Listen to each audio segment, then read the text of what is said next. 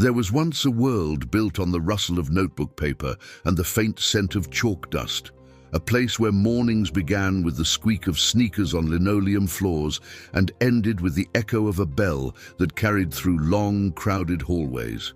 For generations, the rhythm of school life followed this pattern, simple, familiar, tactile.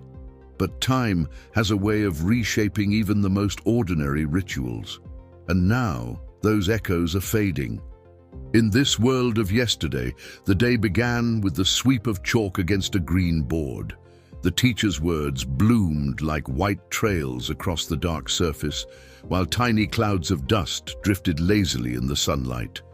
The chalkboard was not just a tool, it was a stage. Lessons unfolded there in real time, erased and rewritten by steady hands. You could hear the gentle tap of chalk against the tray, the collective sigh when it screeched, the whisper of an eraser brushing away a day's work. For children today, these moments would seem almost prehistoric, replaced by glowing screens that leave no trace behind. Hallways once rang with the clang of metal lockers, each one a small sanctuary in a vast ecosystem of noise and movement. Inside, books and papers formed little nests of daily life, folded notes, permission slips, forgotten lunches. The sound of lockers slamming shut was the heartbeat of the school, and tucked within them were entire worlds, photographs taped to the inside door, gum wrappers turned into makeshift decorations, and the faint scent of pencil shavings and paper. Today, those steel doors have been replaced by cloud storage, our memories stored not in metal boxes, but in servers humming quietly out of sight. At midday, the scent of tater tots and mashed potatoes drifted through the air, guiding students toward the lunchroom. Trays slid along metal rails, milk cartons were traded like currency, and laughter filled the space like birdsong. There was comfort in that chaos, in finding a seat among friends, in scraping your fork against the plate as you told stories only half whispered above the noise. Now, school lunches often arrive in disposable bags or through vending machines, consumed in classrooms between digital lessons. The lunchroom, that noisy theater of growing up, grows quieter with each passing year. Between classes, the great bell sounded, a single note that commanded hundreds of bodies into motion.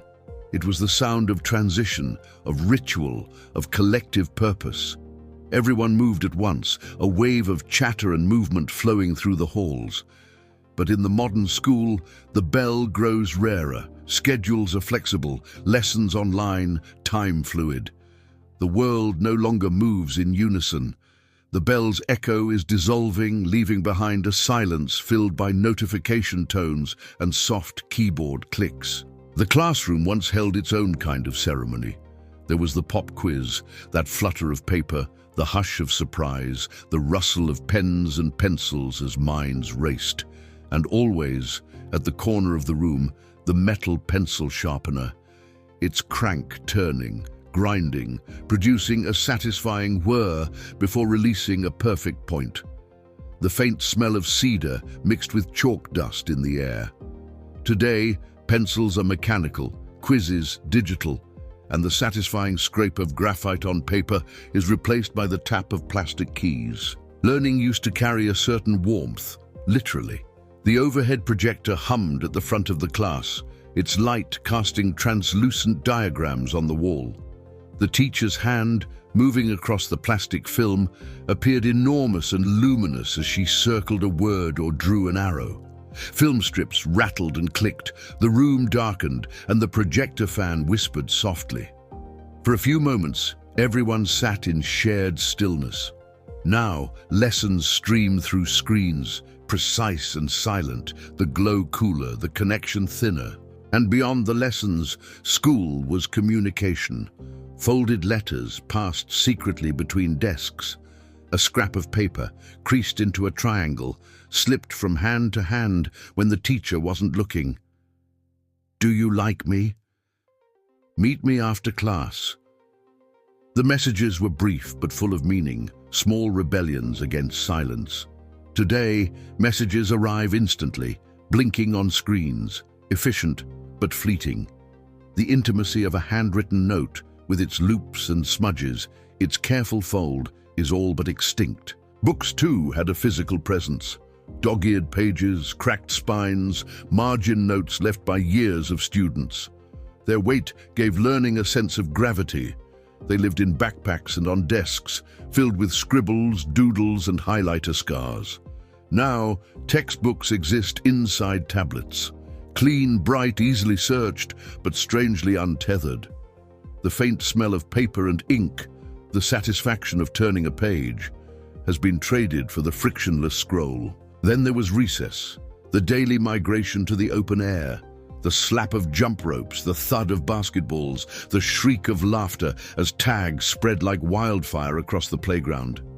These were the unstructured hours of freedom, where imagination filled every corner of the blacktop. Today, recess often competes with screens or disappears entirely under the pressure of schedules. The playground's wild chorus has quieted. As the year came to a close, another ritual awaited. The yearbook, a heavy book of faces and signatures filled with jokes and promises to never change. Pens traced the pages as friends wrote in looping handwriting, "See you next year." Those pages became time capsules, holding the ink of friendships that would one day fade. Now, memories live online, easily shared, easily lost. There were field trips too. The thrill of the school bus pulling away from the parking lot, the smell of diesel and anticipation mingling in the air. For a day, the world expanded. Museums, parks, factories, zoos. The classroom walls fell away, and learning became adventure. Today, many field trips happen through screens, virtual tours of distant places. The world still opens, but not through a bus window streaked with rain. And at the end of every year, the assembly, a sea of folding chairs, the hum of chatter, the rising applause. The band played off-key, the principal gave a long speech, and someone dropped a program on the floor. It was messy and human and real. The modern assembly, streamed online, is neat and efficient, but lacks the electricity of hundreds of voices gathered under one roof. Finally, there was graduation, the slow march across a stage, the handshake, the paper diploma pressed into a nervous hand. Caps soared, families cheered, and for a moment the air shimmered with pride and possibility. Digital diplomas and live stream ceremonies are convenient, but they cannot replicate the sound of applause echoing off the gym walls, the texture of that paper in your fingers. When we look back on these school days, it's tempting to think of them as primitive, relics of a slower time. Yet, they were rich in touch, in sound, in shared experience. Every scrape of chalk, every note passed under a desk, every bell that signaled the end of class, all of it formed the soundtrack of growing up. And though the tools of learning may evolve, the essence remains: curiosity, connection, community. Perhaps what we truly miss is not the objects themselves, but what they represented, a time when learning felt personal, imperfect, wonderfully human. The world moves forward, as it always does. But somewhere, in the quiet corners of memory, the echoes of those old classrooms still ring, soft, steady, and eternal.